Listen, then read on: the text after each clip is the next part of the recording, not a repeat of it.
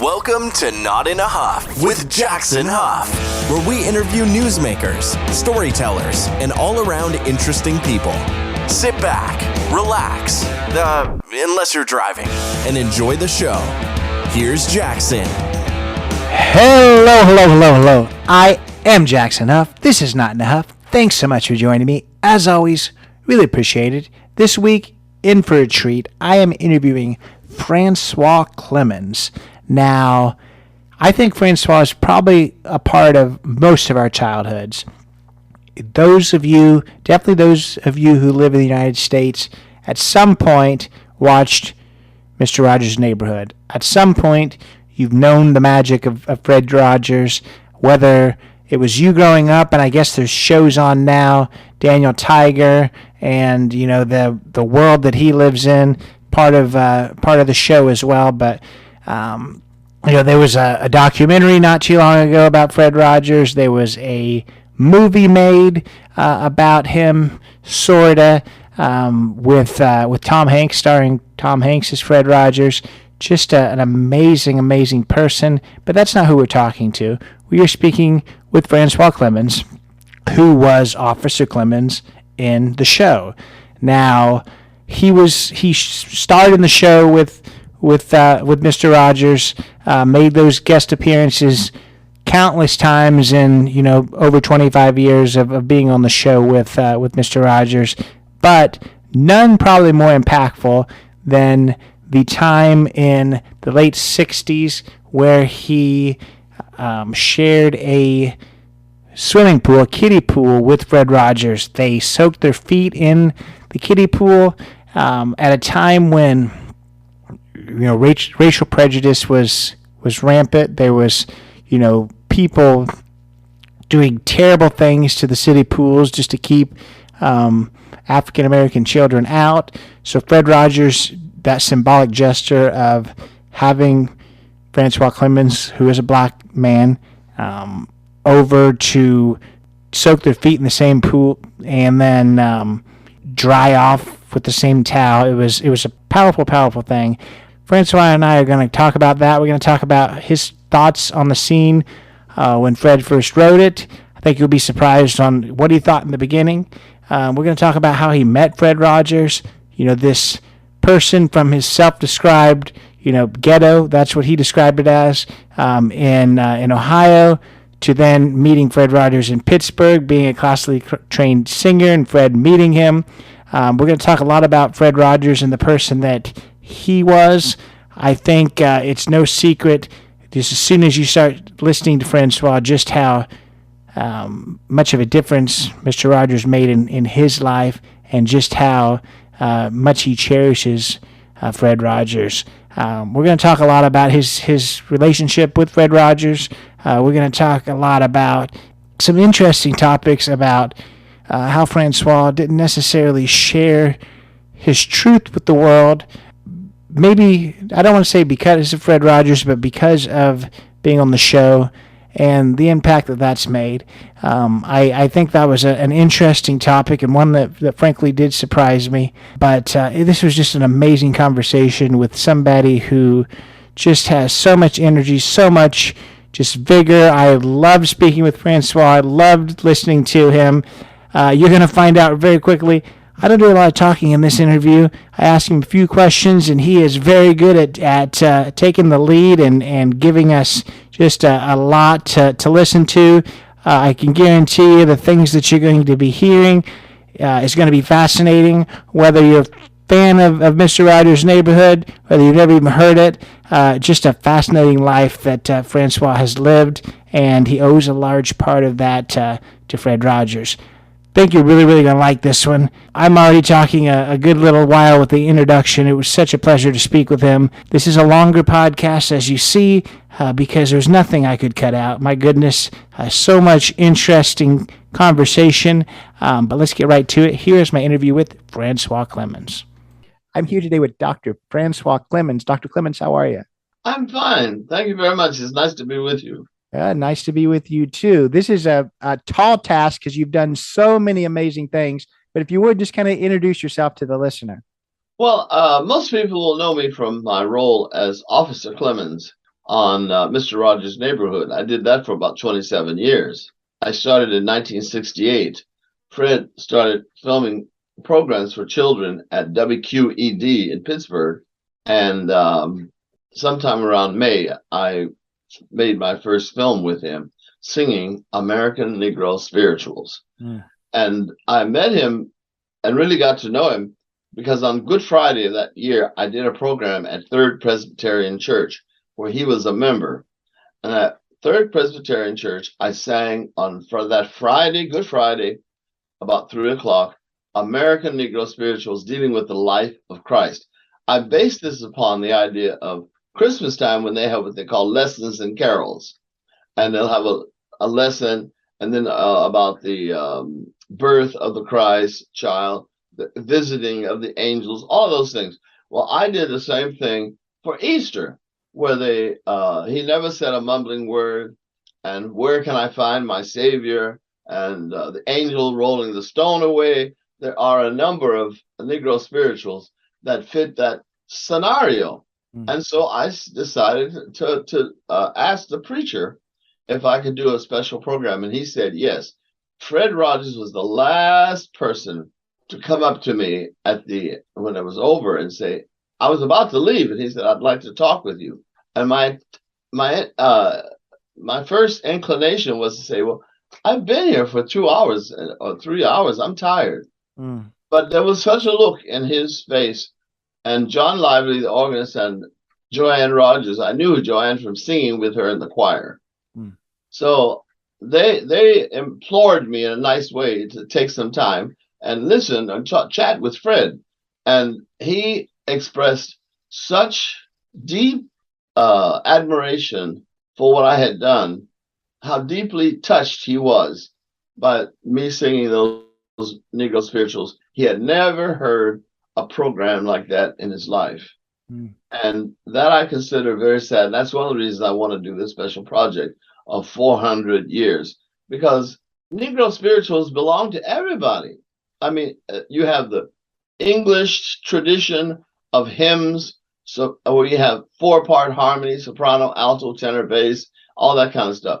And then you have the African syncopation, the rhythm, the intensity, the suffering, the pain. You put those two together, that's how you have the Negro spiritual. So it's not just Black people. It's got a very strong contribution from white people. And then people who worked on the Underground Railroad, they weren't just Black people. A lot of them were white people. And I think we need to talk about them when we talk about slavery, because those who were against slavery played a very important part. So to tell the whole story is not condemning all white people. Those people stand tall in American history, because it was very dangerous for some of them to be against slavery, where they lived in parts of Alabama or Virginia or Mississippi. They could be killed by their neighbors if they were known to be participating in the Underground Railroad. So those are some of the things I'd like to talk about. Plus, when I got with Fred, he invited me over to the television station to observe what it's like in studio number 1, where he has X the Owl's tree is up and Henrietta right next to him. And then there's Daniel Tiger's clock. And there's Lady Elaine Fairchild's merry-go-round. All of these were strange to me. The King Friday Castle, nothing to me. I said, so what? And so he pulled out these puppets out of a suitcase. And he started using their voice. You know, he spoke to me as if he were the king. And then he put that one down, and he spoke to me like Queen Sarah, put that one down, and then he did X the Owl. And I was thinking, there's a madness in this man. What on earth is he doing? Well, what an introduction. I was not raised with men who played with puppets. So it was quite a shock to me that he pulled out a grown man pulled out these puppets and started talking. And it was almost like he was playing. And I thought to myself, well, now what is this all about? Nobody in my family played with puppets that way. And black men did not play with puppets. I mean, I'm a ghetto boy. I came from Youngstown, Ohio, under the bridge place. There's a ghetto there in the bottom. They called it in the bottom. And I lived there from the time I was 5, 6 years old until I went away to Oberlin. I was 17, 18 years old. So down there, you know, they have good, they have bad, they have people who are church going people, but you also have drugs, and you had drug sellers, drug users, you had prostitution, and you had abuse by policemen. And so those policemen colored my idea of what policemen did when they were with black people, or if there was an incident or a fighting, black people got shot, and frequently they got killed. So there was a distrust for policemen. So when he said he wanted me to be Officer Clemmons, I thought, what? What is this? Why? What? Who is? I can't be something as mean-spirited as a policeman. And Fred started talking very gently. Always he was gentle. And he said, policemen can be very, very helpful too, Francois. If a child gets lost, he looks around. Who can help him? A policeman can help him. If a child gets hurt, falls down, who can help him? A policeman. So I would like to think of you as a helper, he said. There are many, many instances and things that will need you to help a young child. And I think that could help to change the whole image, the idea of what the role of policemen is everywhere. Well, there were lots of things, but he convinced me this was a worthy undertaking. And I talked to myself, and I said, well, this is a character that I play in the studio, and that in that setting with Fred, and then I go home. And when I go home, I am no longer Officer Clemmons. I hung that uniform up, like you see that stuff back there hanging in the closet. Well, there are different performances that I did, different places, and it's what I wear. So I hang my Officer Clemmons uniform either at the station or the days when I started taking it home. I'd hang it in the closet, and that was the end of it. And it was a long time. Maybe I've been doing the Mr. Rogers' Neighborhood for 8 or 9 years, when everybody was calling me Officer Clemmons. And I said, I'm Francois. I'm a singer. I'm a diva. Oh, but we watch you on television. We love it when you sing this Mr. Rogers song, or you sing that Mr. Rogers song. And I said, well, I'll be darned. You really do. So, I mean, my friends, everybody calls me Officer.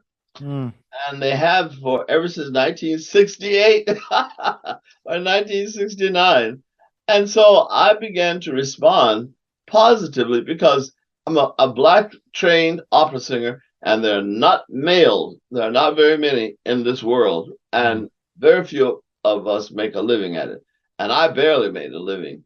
But being known as Officer Clemmons took me around to Cleveland Orchestra, to Pittsburgh Symphony, to Philadelphia Orchestra, to Louisville, Kentucky, to Memphis, to Jackson. All of those orchestras I sang with. And I said to myself, well, my goodness, I'm having a career. Not the kind I thought I was going to have, but it is a singing career. So Fred Rogers, in his way, contributed a great deal to the fact that I got other jobs. And sometimes he literally got on the phone and he called a director, a producer, a conductor, and said, you haven't heard Mr. Clemmons. He wants to sing for you. Would you be kind enough to listen to him? I know that's a lot of what you're asking, but that's who Fred Rogers. He was more than just a face on television, more than just a guy with puppets talking to children. He was also, you know, the scene that we did where our feet are in the water together. Every time where I've ever gone, they ask me about that scene, because what happened was the people in the municipal pools around the country did not want black children to swim. And these are babies, 4, 3 years old, 5 years old. And they were putting chemicals in the water in order to keep the kids out. And those chemicals were very, very bad on your skin. And I was furious that people could be so mean to children. And when I went to see Fred, I was so angry. I said, Fred, you have got to do something about this. And he said, well, France, I understand why you're upset. Let me think about it. I thought to myself, you don't need to think about it. Just go get some guns. And we're going to go to those places. And those people who are pouring those chemicals and powders in those swimming pools, we're just going to shoot a couple of them. Mm. Oh, that is so funny, because that's the last thing Fred Rogers was thinking of doing. Mm. So I'll try to finish that. He said to me, here is the script. He handed me a script. And I said, Fred, there's nothing in here. We need to talk about how horrible racism is. And we need to talk about what it means with the black women who were raped by their white landowners, slave owners, and then had them working in the fields. And we have a terrible history. We need to approach this from a much more aggressive angle. Well, who would have thought? We sit down together. He says, come, put your feet in the water on a hot day, and as a friend. And so I did. Yeah. And they showed a specific film of his white feet and my brown black feet in the same. It's a kiddies pool. So we're practically touching each other. That's how little room. And my goodness, I can't tell you what a response. All over the world, not just all over the country, Switzerland, Australia, South Korea, people were writing and saying, oh, Mr. Rogers, we saw that scene with you and Officer Clemmons, and it was deeply, deeply touching. I've had many emails on Facebook and Instagram and all that stuff saying how powerful it was to them when they were children and they saw that scene. And to this day, that is their favorite scene. But it's a memory. It's an infection that Fred Rogers put in the hearts of 1 billion people, that racism is wrong. And everybody wants to know who thought this up and why and all this, because it represents Jesus, the Christ man, who washed the feet of his disciples. And when he washed their feet, they didn't want it because he was the leader. They thought doing your feet is what the slaves, the lower class people do. But here, Fred Rogers, Jesus Christ, washed the feet of their disciples. And Fred was going through a symbolic effort similar to that with a black man from the ghetto who was poor by his standards, by society's standards. We were people on welfare. And I was gay. And he chose me. That is what that scene meant. And Fred meant it. We talked about it. But it also was trying to tell people who said, oh, I love Fred Rogers. I love Fred Rogers. The first edict is to love God. Second, love your neighbor as yourself. Who is your neighbor? He talks about, won't you please, won't you be my neighbor? He says, you are my neighbor, François. The one who has you don't have the right DNA. You don't have money. You're just barely educated. And you are poor. And that's who God uses to acknowledge all of humanity. And he chose me because I was black.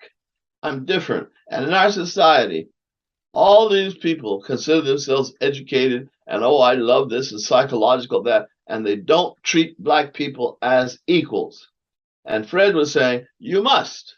There was no compromise. I'm sorry I gave you that sermon. But I like it. This is Dr. Clemmons. You're making it extremely easy for me. That one question, you had a lot to say, so I like it. I do want to unpack some of the things that you're talking about. And I don't want to gloss over, your career pre Mr. Rogers' Neighborhood and then post too. But I want to kind of hear how you found your voice. I know it happened at a young age with your I believe, with your grandpa Saul Yeah, and his yeah. cane. Let's talk a little bit about how you found your voice in the beginning. Well, the thing was, my grandfather was my babysitter.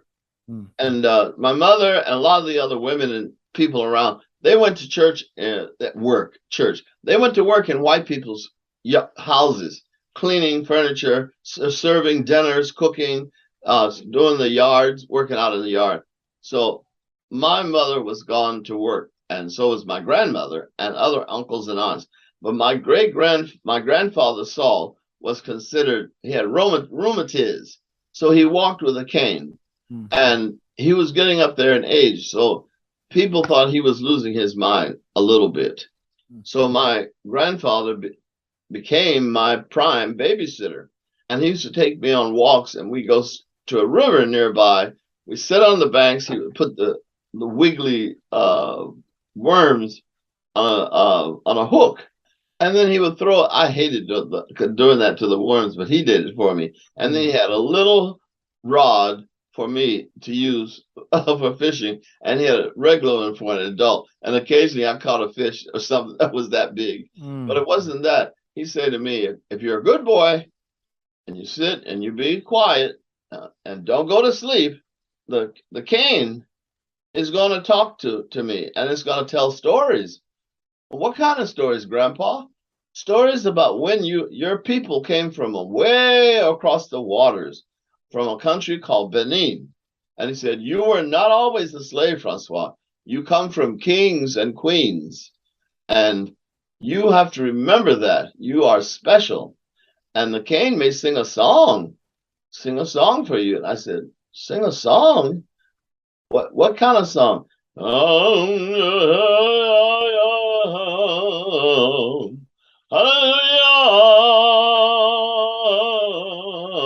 my beloved son, I love you. Don't you think of yourself as the slave. You'll come from kings and queens. And so the cane was singing. That was my grandfather, and he was putting something in me about my ancestry, which was admirable. And I just improvised for you how he improvised for me. It was a long time. I was in my 9 or 10 years old in Youngstown, Ohio, before I fully realized that this person who was singing was my granddaddy. And he was the one telling me I was special and how much he loved me. Oh man. It's such a deep of yesness of belonging. You know, Fred Rogers said that it was his grandfather who told him that he was special. And that's why he said, you know how you make every day a special day. You know how? Just by being you. And I love you just the way you are. Well, Mr. Rogers carried that all those years, and I too carried mine. So we were anointed together, in my opinion. We had some very, very similar experiences, which involved passing down the legacy from the grandparents to the parents to the son. And so I'm writing in my next book about the magical qualities, the mystical qualities that comes when you have been anointed and you have experiences that you cannot explain from the physical perspective. And I've had these experiences. I'm blessed. I'm anointed. I'm still here. I give the message. I'm 77 years old. I look upon this part of my life as legacy. This is an extension. That's how I feel. And the extension is because I have a message. I have something I want to share. And I will tell people, no matter who it is, no matter where I am, that there is something in this world that loves you unconditionally. Mr. Rogers was the one who introduced me to unconditional love. I remember I was in the studio and I was not filming, so I was trying to be very quiet over to the side so I would not interrupt the goings on with the camera and the sound and lighting. And during that filming, I caught Fred's eye. He realized I was there in the studio, and it's like he started talking to me. And now I'm not in the scene, but he looked at me and said, "You make every day a very special day. You know how? Just by being you. And I love you." He didn't say I like you. He said, "I love you just the way you are." And then he went into tomorrow, tomorrow, we'll start the day tomorrow with a song or two, 1, 2. And then he goes over there, changes his sweater and his suit jacket, and then he takes off his sneakers, puts the stuff in the closet, closes the door, and he turns around. "And you make every day a talk tomorrow, a photo with you." And so I wait until Nick, wonderful floor manager, Fred's leaving, Johnny Costa's playing some beautiful jazzy music, and then finally Nick says, "Cut! That's a good one. We're going to keep it." Well, I was walking towards Fred Rogers. I was so excited. I said, "Fred, were you talking to me?" And he said, "Yes, I've been talking to you for 2 years, but you heard me today."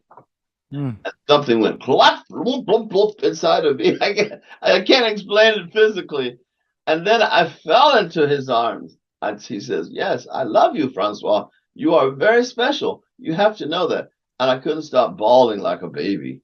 So that was the first time in my life an adult man said, "I love you," that I knew, as an adult, and made me feel worthy, and that something precious was inside of me. And he knew it.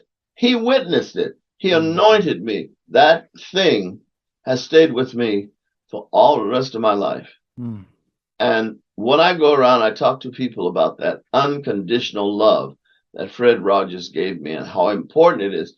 Everybody, without exception, needs unconditional love. And there's lots more, but I'm sorry. Am I answering your question? No, that's an amazing story for sure. No, I'm here to listen to you, not the other way around. I kind of want to take us to that day when he did take you back and you looked at the set and you looked at the puppets. You talked about how that was very foreign to you. You know, you hadn't seen a grown man do something like that, kind of give up maybe his masculinity a bit to do something like that. I just wondered, because up until that point, at least, in looking at your book, I think that you did struggle a bit to kind of understand yourself and maybe that side that wasn't as masculine as some of your peers. Do you think seeing him and not, show his non-masculine side, that made you feel a little bit more comfortable being who you wanted to be? Well, you have to understand that these things happen gradually. Right.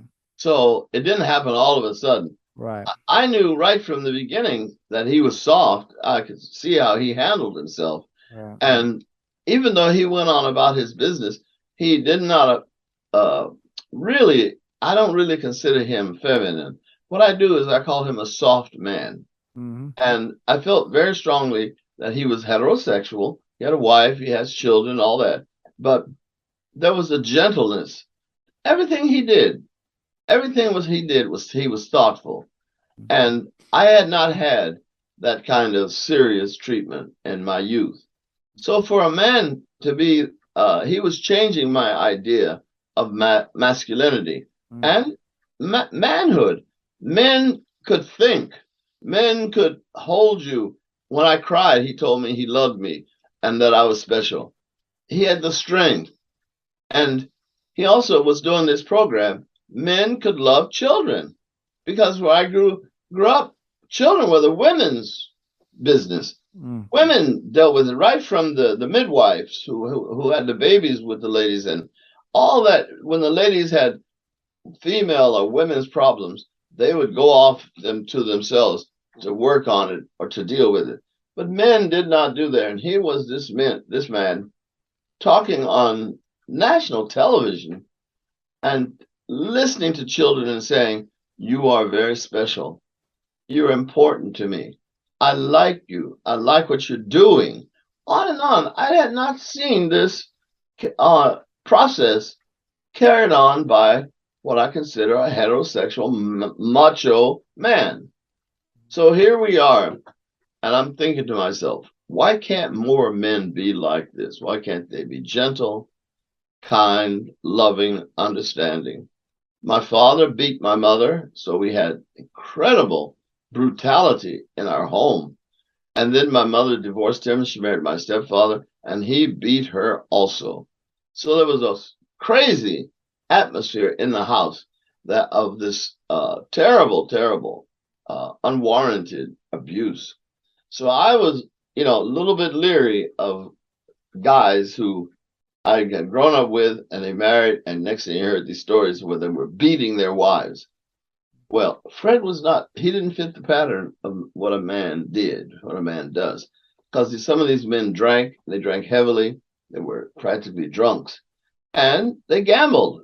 And you'd come home from somewhere, and a bunch of guys were sitting around the corner throwing the dice together and all that sort of stuff.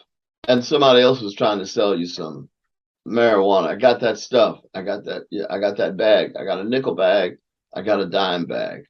I was not remotely interested in that. But that's how I thought most men were. There were a few exceptions, but most men like that. So when Fred Rogers came on the scene, I thought, he's not acting like them. He's not acting like that. So what is going on? And I began to be drawn to his sensitivity and his gentleness, his kindness. And what I think really solved it for me was one Thanksgiving I was in New York City. I didn't have any place to go, nothing special. I certainly was not going to go back to Youngstown.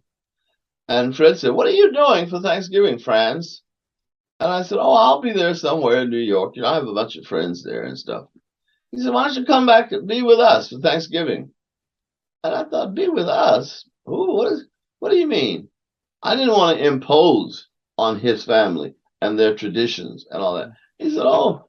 And I said, "Fred, I don't have the money to fly home, to fly back to Pittsburgh and stay in a hotel. All this was going through my head." He said, "Don't worry about it. We'll take care of it. You just tell Elaine Lynch was a wonderful lady. Tell her what time you'd like to leave, and we'll get the airlines set your so that you would know what time to leave and what time you would arrive. And somebody will meet you at the airport. Don't worry, someone will meet you." And I said, "Then where am I going to stay?" He said, "You'll stay with us." Of course you'll stay with us. I thought, what do you mean, of course? Well, I got the flight, and the whole time I was wondering, well, what am I going to do when I get there? Where'll I go? Well, the limousine that picked me up at the airport took me to his home on Hastings Street, which was in Squirrel Hill, not far from that Tree of Life synagogue where that guy went in there and was shooting those people. That he lived a block or two down the street. And sure enough, it picked me up, took me there, and he said, "Oh, come on in. We've been expecting you. We're waiting for you. Come on, let us show you upstairs." And took me up to the third floor. Beautiful home. I mean, to me, it was like a palace. And there were 4 bedrooms, as I recall.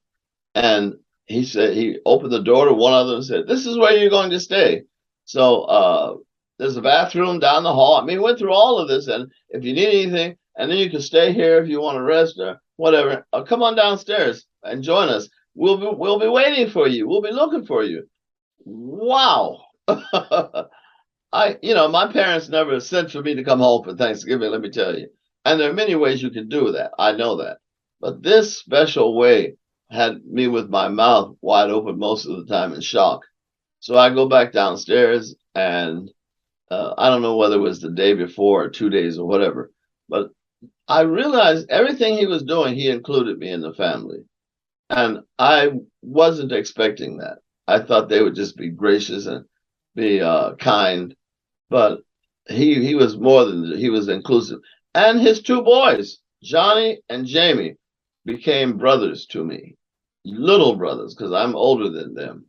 But they never expressed an iota of jealousy or any kind of possessiveness that they didn't want to share their daddy. And I eventually understood that he became my surrogate father. So they and I felt as though we had this brothers relationship, because I went there enough and they came to the station and I saw them and like that. And Joanne became my surrogate mother. And I mean, she never batted an eye. She never said, oh, but this, we can't do this, we can't do that. Whatever they were doing, special holidays, Easter and stuff, they said, are you coming home? And that was to say to me, are you coming home? I hope I'm really sharing with you the shock that Fred, this wonderful star, this man who was on television, he was a millionaire, very intelligent, well educated, said, are you coming home? And I often felt unworthy. But what I began to understand is he was like a mentor, and I was an apprentice. And this is his way of mentoring me. And being around him in the atmosphere is part of the teaching. It's hard to explain to people what is a mentor, because a mentor doesn't just teach you things. You absorb the atmosphere and some of the habits and then ways of thinking and ideas. You entertain ideas that maybe you never had before, never would.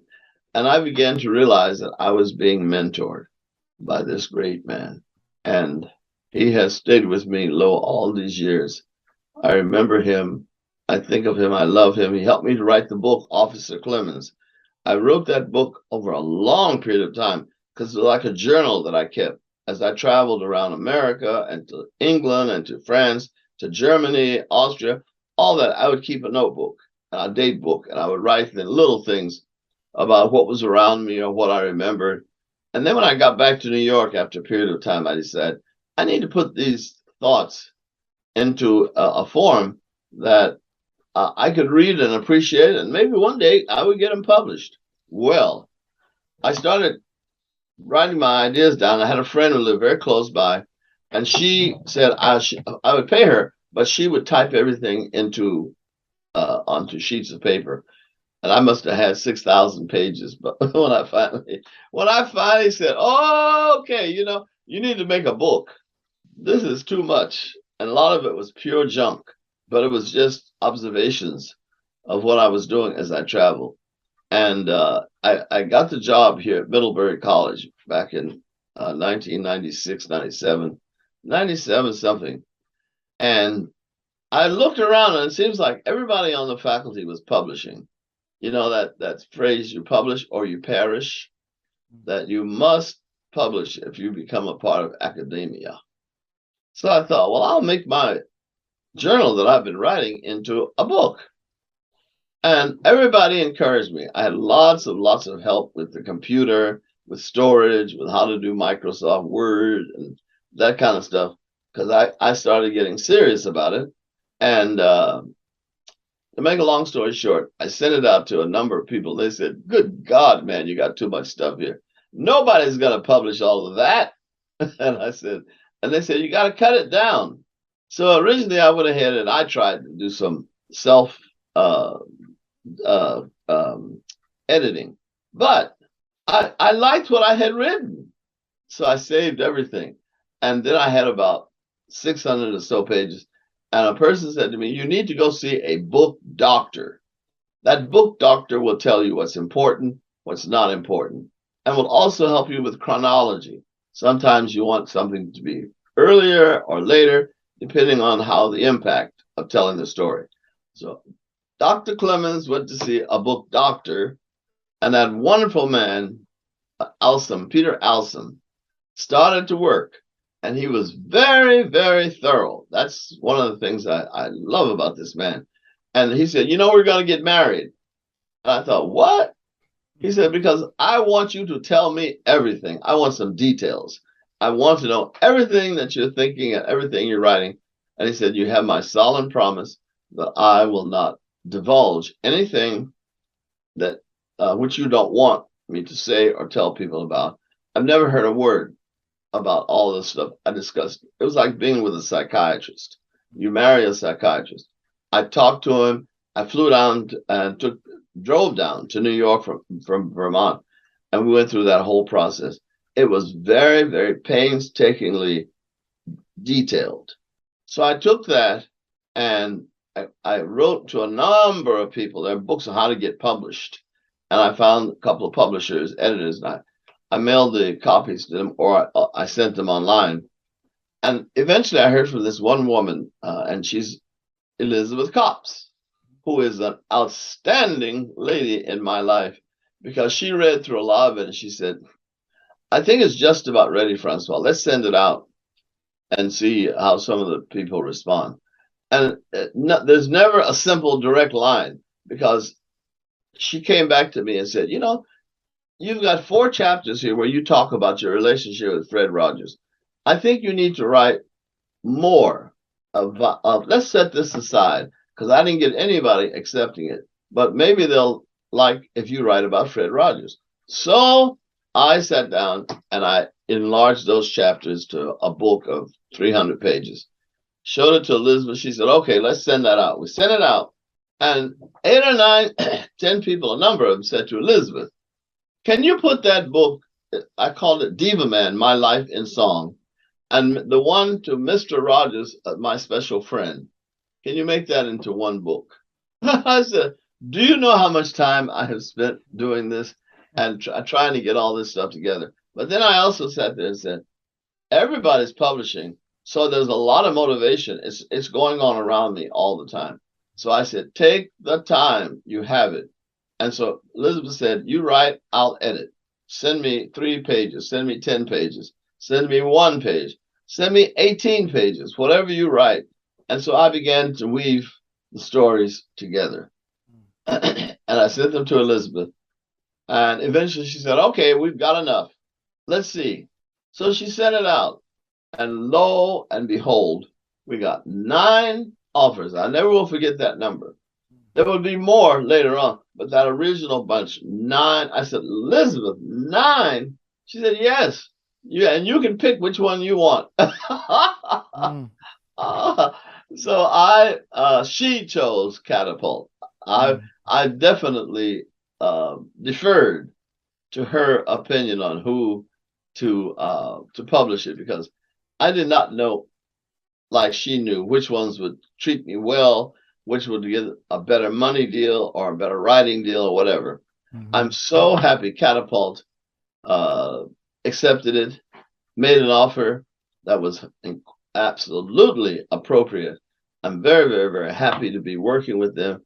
And so the rest is history. After that, I went through some things with them, and I went down to New York to meet them. And the first thing, Mensa DeMary is the editor there. So when I walked in the door, and they were all, a bunch of them were sitting around waiting to meet me, we're getting ready to publish the book, and they said, you do not have to write this book over.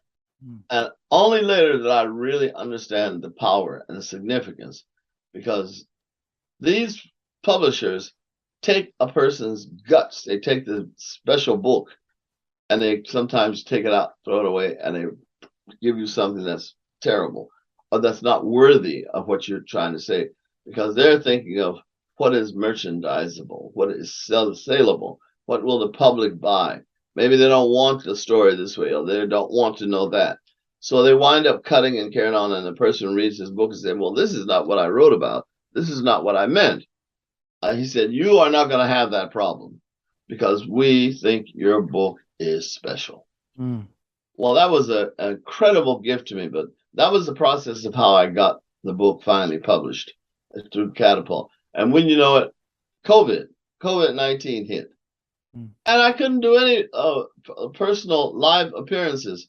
I did maybe 6 or 7 of them before every contract I had. Pittsburgh, Cleveland, Chicago, Los Angeles, San Francisco, they all canceled. And they said, nobody's traveling, and no one's going to listen to people talking about a book when they're trying to figure out what's happening in their lives. Well, as life would have it, I discovered Zoom, or Zoom discovered me. And many, many, many, many people have written and said, can you please do a Zoom with us? And I mean, I've done so many, I forget about them after so many. I love them while I'm doing them, but I often, I need someone to remind me of my schedule. It seems to be a little complicated to me. I hear you. I like it. And I mean, you packed a lot into that answer too. I want to just I guess I want to ask you about something that you talked about a little bit earlier. I do have your book. It's right here. All right, yeah. Yeah, there you go. So obviously this was not the original time that you shared that type of scene. You already talked about that particular scene, talked about how everyone asked you about that. Of course, I'm going to ask you a little bit about it too. You already talked about how important it was and how significant it was with the time that was currently happening, and why it was so important to not only just share that pool, but also he shared his towel too. So just it was a significant thing. I know that you already talked about earlier how you came in kind of guns blazing, almost literally, about wanting to have something done. So when he did what he did and you guys filmed that scene, did you at all know the impact that it would make? Were you at all happy with it? Did you think this is silly? This is not at all what I hoped for? Or did you realize at that time exactly what he had done? Oh, you're asking me for the truth. Yeah, I am. I thought it was weak. I thought the scene, like Fred, was too gentle. That's why I wanted to go with the blazing guns. Yeah. It was subtle. So I honestly didn't think people would get it. They wouldn't get the fire that was shut up in my bones. I was so pissed. And he was writing this very patient, this gentle exchange among friends. And it has had a profound effect. I learned, as I say, I gradually accepted what he was trying to say and how he knew what was the best way for him. I talked with Fred a lot. We used to walk around the studio and we would talk about the Bible. We would talk about Jesus, the New Testament, the disciples, the Old Testament. He loved to discuss those biblical stories. And I, having grown up in the Baptist church, I had studied intensely the Old Testament and the New Testament. And for that, I will forever be grateful, because that was maybe the best thing that came out of that church experience. But so I was able to discuss with him. I spent a lot of time discussing the Bible. Fred was going to the seminary there at Pittsburgh Seminary, and he was getting his degree, master's in divinity. So he was writing papers and reading articles, and I was the beneficiary because he discussed all of it, or a lot of it. When I would go to Pittsburgh, he said, "Oh, I'm so glad you came. I'm writing about Lazarus risen from the dead," or "I've just been reading about the prodigal son. What was he doing? Why did he come home?" Or Ruth and Naomi. There were certain stories, and as I was in the studio filming with him, my mentor was teaching me in a way about how to interpret the Bible, what to look for. And that's why I said to you, the first thing he came to me, he said, "You must love your neighbor as yourself, Franz." He said, I sing that song. Won't you please, please won't you be my neighbor? So what does that mean? When you hear me sing it, what does be my neighbor mean? And of course, we go back to the story of the Good Samaritan, who saw the guy on the side of the road. He took him up, cleaned his wounds, took him to the inn, paid for him, and said, "When I come back, if I owe you money or he owes you money, I will pay you that. Take care of him." Fred said, "That's your neighbor. That's your neighbor on the side of the road, and that's your neighbor is the Samaritan." And I want to kind of talk about some of those other discussions. This is the last thing I want to ask you specifically about your time on the show. But obviously, when it comes to somebody like this, definitely somebody who is on such a large pedestal, everyone's always trying to, knock people down just a little bit. And there always has been for a long time talk about, we talk, Fred did such a great job with talking about, racial issues and all kinds of things, but he was never comfortable with allowing you to talk about being gay and the issue of homosexuality. People, of course, people have said that he was against it. People have said that he just didn't want it on. I've heard you talk about it before, but I want you kind of just to share what you're comfortable sharing about that topic. Well, I'm comfortable sharing all of it because it was a huge shock to me to realize that I was gay. It did not come easy, and in my family, it was not acceptable. We were primitive Baptists, went to church almost every day, and there was no such thing as a room for a sissy or for a gay man. So I was very skeptical. But Fred called me into the office and said someone told him that I had been at this club in Pittsburgh called the Playpen. And all I was doing was dancing, to be quite honest. And I had a wonderful time. And I really felt betrayed that someone would go behind my back and say something, because what it implied, they were there also. But as he explained to me, I was on screen and they were not. And so I always had a vague idea who it might have been, but he would not tell me. He told me, I'll never tell you, because that's not what's important. What he was trying to share with me is people like Johnson & Johnson baby products and Sears Roebuck and Sears in those days. Those Heinz 57, those companies would not support a program that flaunted my sexuality on screen, that I was gay and I was involved with other men in a way that they considered unchristian. And we had some serious conversations, because Jesus the Christ never mentions homosexuality at all. He never talks about it. And so Fred and I talked about that. And what he said to me was, this is my dream. I have always wanted to have a program where I could teach children about their emotions, about their growth, about their questions. And he said, Franz, I would be such a distraction if I talked about your being gay or talked on the program. And then he felt that those companies would withdraw. And he said, if I allow that to happen with you, then I will have lost the opportunity. So it was definitely a case of me not wanting to hurt him.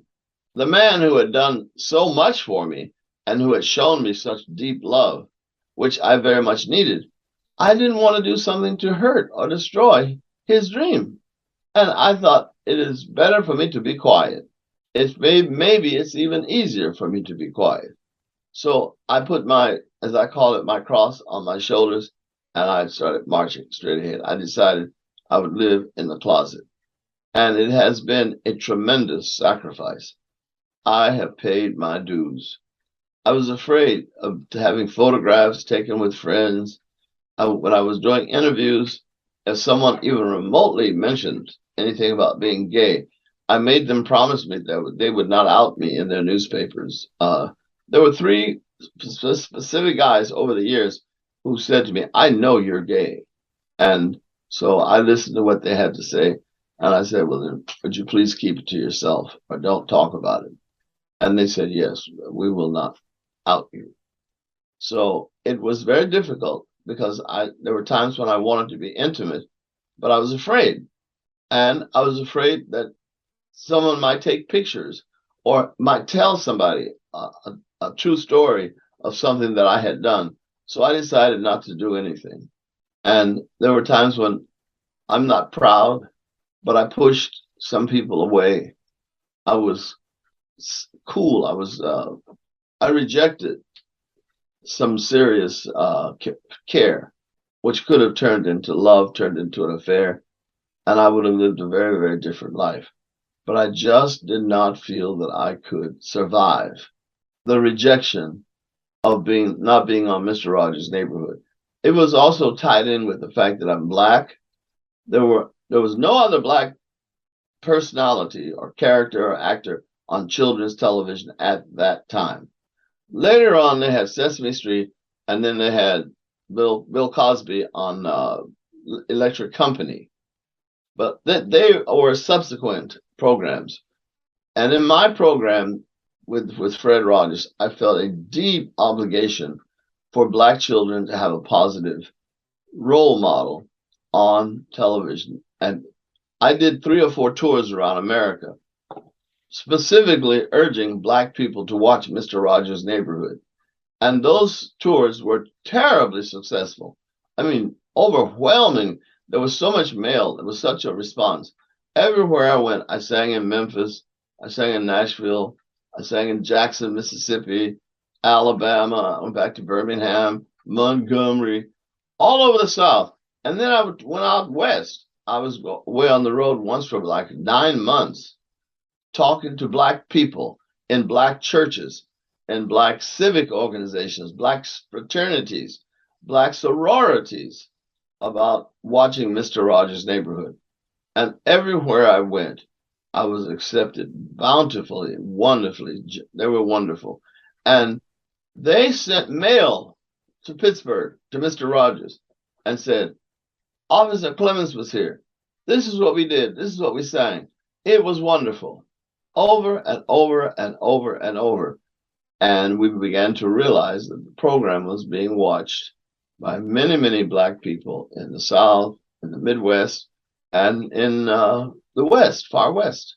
So I wanted to be able to serve in this way. And I feel that I was. How do I say thank you? And I'll tell you a story. I think I mentioned it in the book. After I did those tours, I came back to Manhattan where I lived. And I had what I consider a lot of money.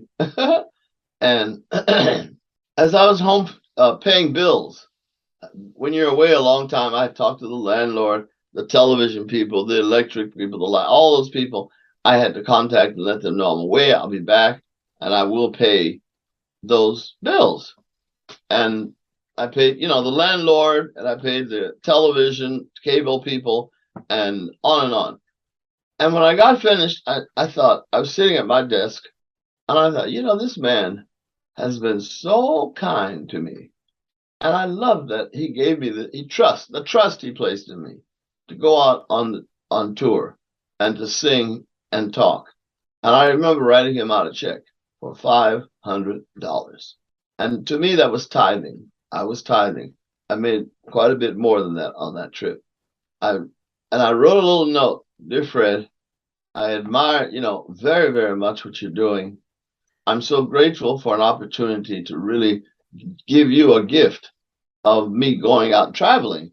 And then I'm giving you this money because I remember saying this, I believe in what you're doing.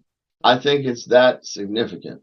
So I want to make, and his company was called Family, FCI, Family Company or Family Corporation, something, but it was FCI. So I made the check out to FCI, put it in the mail, put it in an envelope, sealed it.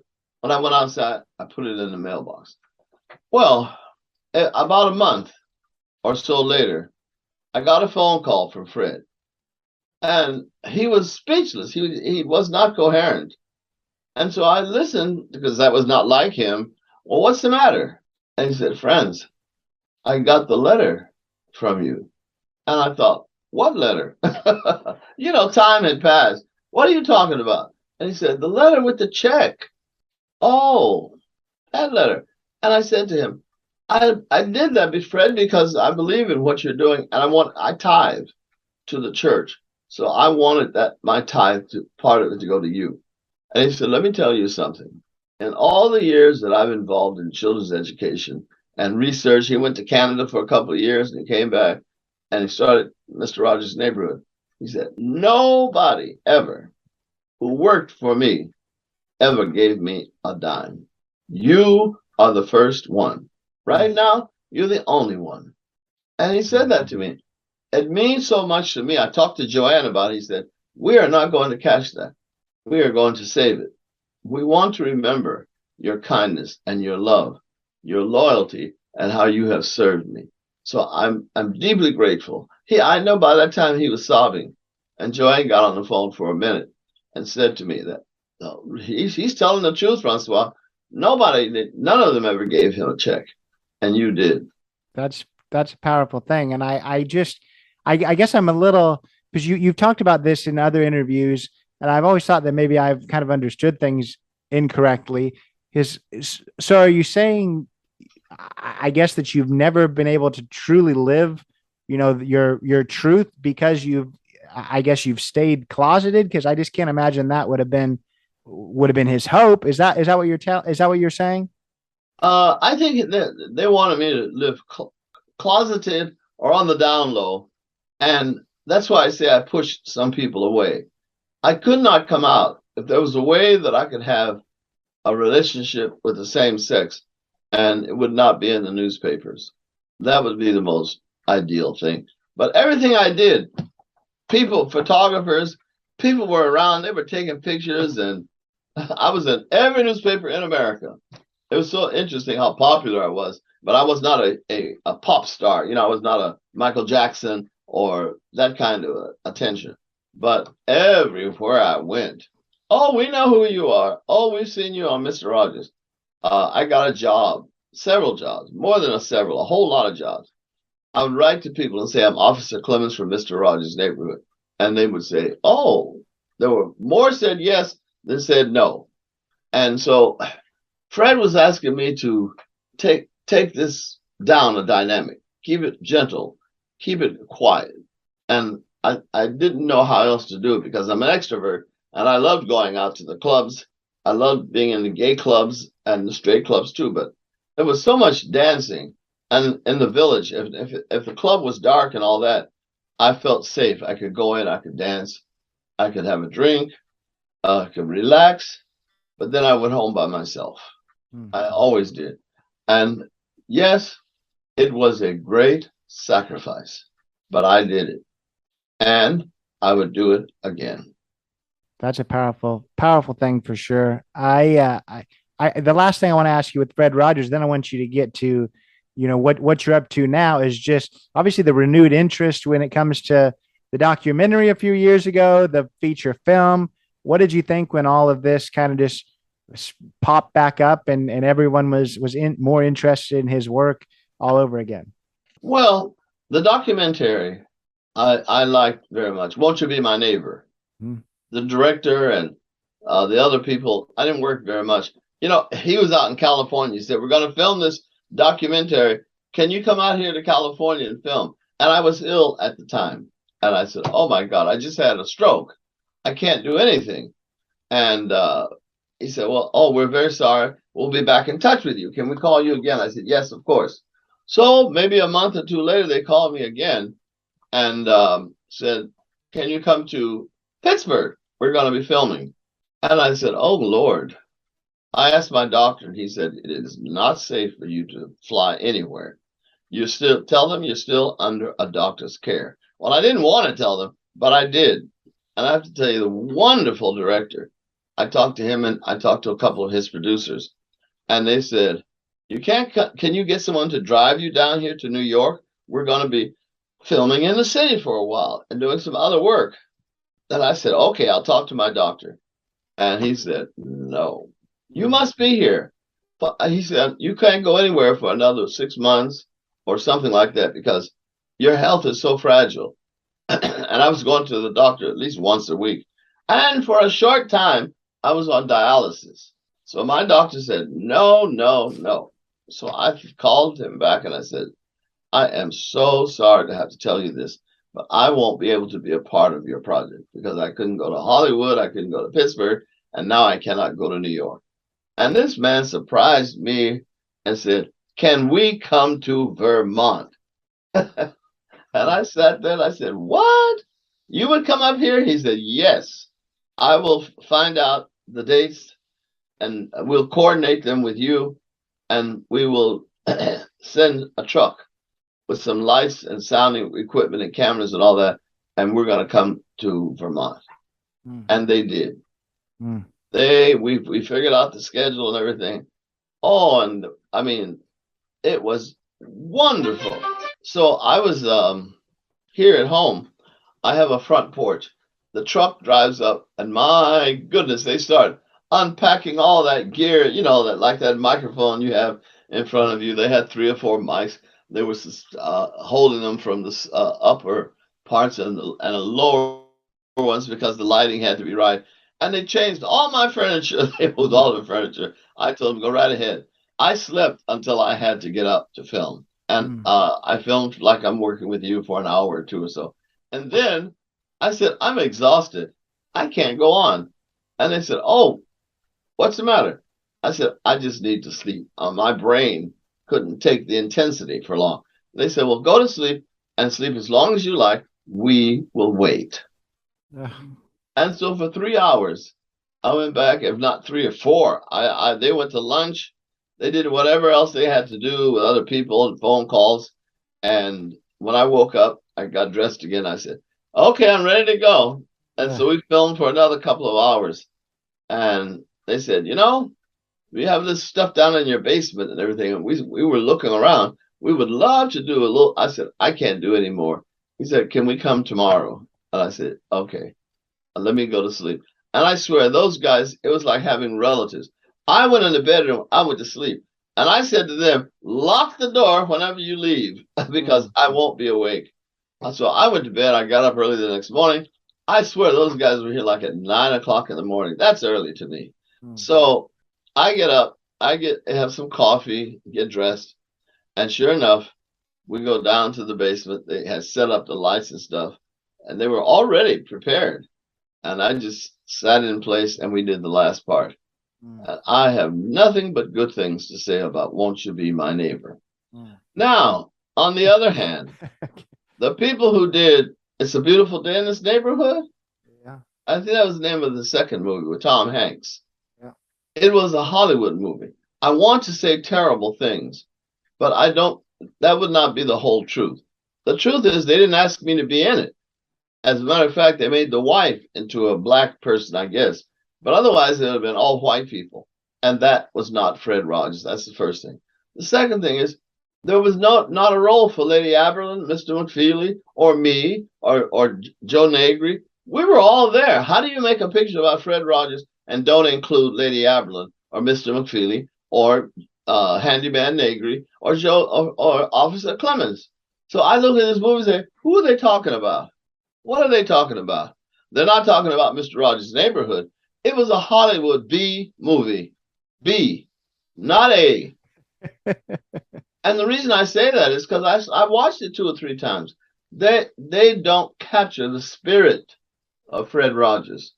They get this gloss, places that he went, little things that he said. They began to get it at the end of the movie. By that time, you began to realize that they knew who this man was. The movie was not about Fred Rogers. It was about this man who was working for Esquire magazine and the situation that he was going through, that he got to meet Fred Rogers and the influence Fred had on his life. It just wasn't that interesting. It wasn't. Well, I'm glad the documentary was good, because I would hate for them both to have not captured any of the essence of it. The documentary was not good. It was magnificent. Oh, there we go. Good. It really was. And you know why? Because they focused on Fred Rogers and they focused on his legacy and the people around him. They had something to say about Fred. That's the movie about Fred. This other about this Esquire gentleman is fine for that, but that's not Fred Rogers. Yeah. No. I hear you. I understand that. I'm glad that we got some insight from you about both of them. I want to just open it up. I don't even feel like I have to ask you a question. I've been talking to you long enough. Tell me what you've got going on. Tell me this new project. Talk about your Kickstarter. The floor is yours. Thank you very much. I get to talk about my Kickstarter. Yeah. My entire career from 1968 to now, I never made a solo recording. I did Porgy and Bess, 1975 or 1974. We got a Grammy. So I have 1 Grammy award for the role of Sport in Life, but it went to the whole company, the Cleveland Orchestra, the conductor, the other singers, Bess, Porgy, and all of that. Mariah, Serena. That was a stellar crew that I got to work with. So the Grammy was for everybody. And then I did shows with Fred Rogers that were up for Emmys or other wonderful accolades. which the show deserved. But all my life, I kept wanting to sing a solo album where I would sing American Negro spirituals. That became my specialty.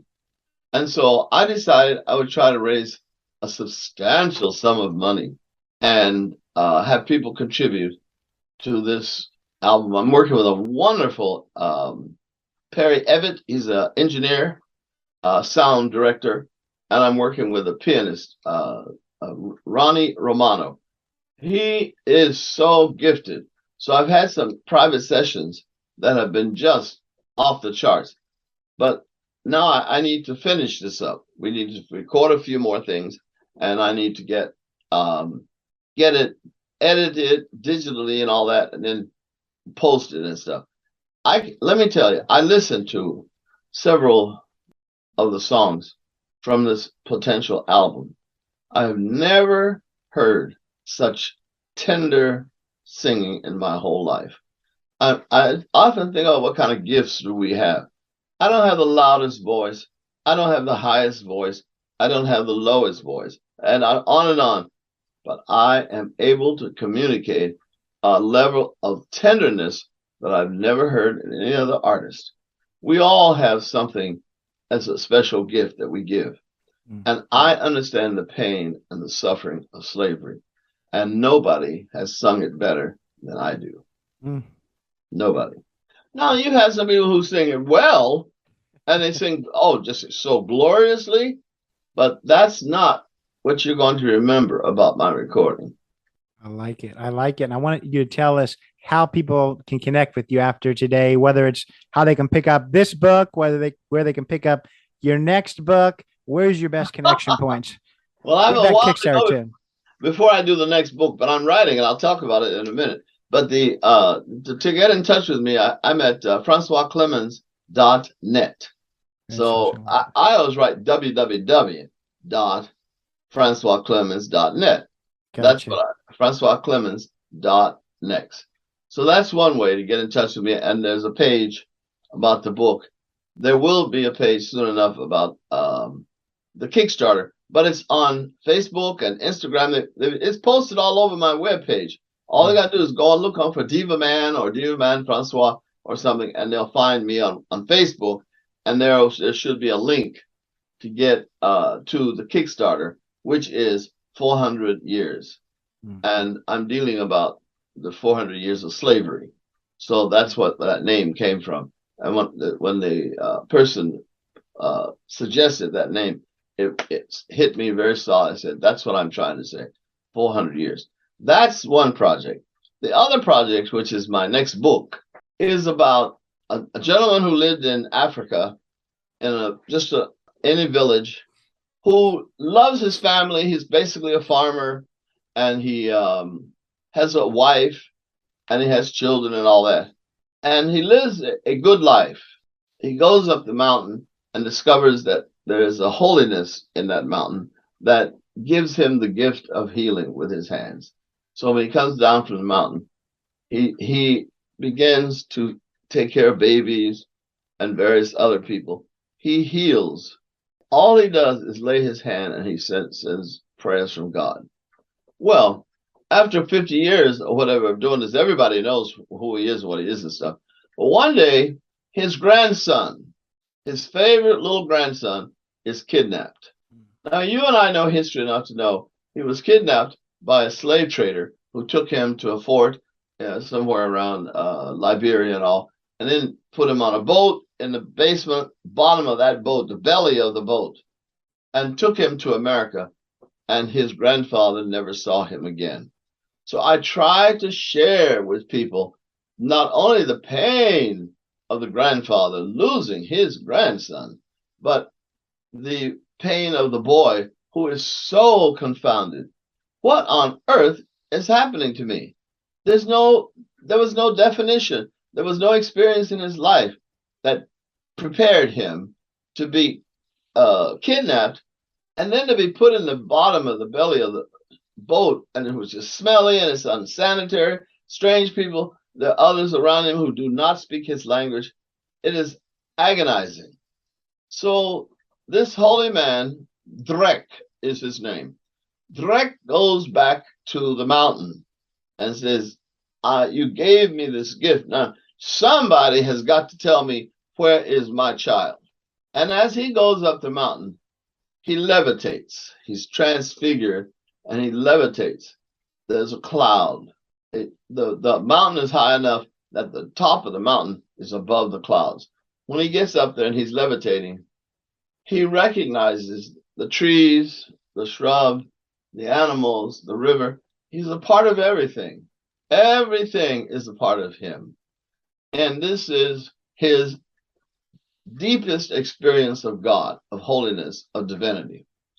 Well, that energy that's divine informs him, I have taken your son, your grandson, excuse me, to another world because those people must learn who I am, and they're going to learn through him. And he said, as a reward to you, I'm going to send you to this new world, and you will become a very important part of his life. So you will know what happened to your grandson. That's powerful. And you said that it's you're not exactly, obviously we talked earlier about how books take time and then you've got to get it published, but that's something. When should we be looking at that? In a couple years? Where are we looking at? Let's say a year. Less than a year. Well, it's something to definitely be looking at. Say a year. Oh, let's say a year. I got you. There's so many steps that you have to go through. I finally sent a substantial part of it to my editor, and she hasn't gotten back to me. Elizabeth, the cops, Lady Cops. That's what I call her, Lady Cops. I adore this woman. So I finally sent her a good part of the manuscript so that she may offer directions or suggestions, whatever she feels as the editor I need to hear about. I want people to check out that book when it comes out. Let's say a year from now. I want people to check out the book that already is out. Go on that website, what's FrancoisClemmons.net. Wherever from that link, pick it up there. You're talking about Lady Cops. As we kind of close this out, I would have never asked you to do this, but Lady Cops is the one that told me that I should. So as we close out, do you want to give us just a few bars of song? She told on me. She did. Yes, I don't have to be coaxed to sing. I woke up singing. I came into the world singing from my mother's womb. This little light of mine, I'm gonna let it shine. This little light of mine, I'm gonna let it shine. Let it shine, let it shine, let it shine. Everywhere I go, I'm gonna let it shine. Well, everywhere I go, I'm gonna let it shine. Everywhere I go, Lord, I'm gonna let it shine. Let it shine, let it shine, let it shine.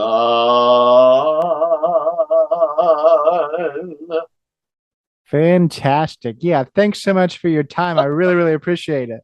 You're very welcome. And thank you for your understanding. Absolutely. So that was Dr. François Clemmons. What an amazing guy. I was blown away by his stories, blown away by his passion for song, just the stories that he had about Fred Rogers. What an awesome opportunity that I had to speak with François. What an awesome opportunity that Dr. Clemmons decided to share with us. Do go check him out. If you're interested in hearing more about his life, interested to hear more about his time with Mr. Rogers, I do urge you to go check out his book. The book is called Officer Clemmons. I do think that you're really going to enjoy that. Pick that up on Amazon. Go to FrancoisClemmons.net. pick it up there. It'll be in the show notes. Go check out his Kickstarter for the album that he's releasing. Soon there'll be a second book that he talked about. Make sure you support him there too. I was blown away today, and I really, really appreciate his time. Hope you enjoyed it as well. So if you enjoyed today, absolutely, if you haven't done so yet, go follow us on Instagram, Not Enough Podcast, Facebook, Not Enough Jackson Huff, jacksonhuff.com. Go on Apple, go on Spotify, leave those 5 stars. Get on Apple if you use that. Write a written review. Always appreciate that. But appreciate you being here. Appreciate Dr. Clemmons' time. Take it away, Chris. This has been Not in a Huff with Jackson Huff. Thank you for listening. Be sure to join us next time, where we will interview another amazing guest who is sure to make you laugh or make you think. Or, hey, maybe even both. But until then, keep being awesome.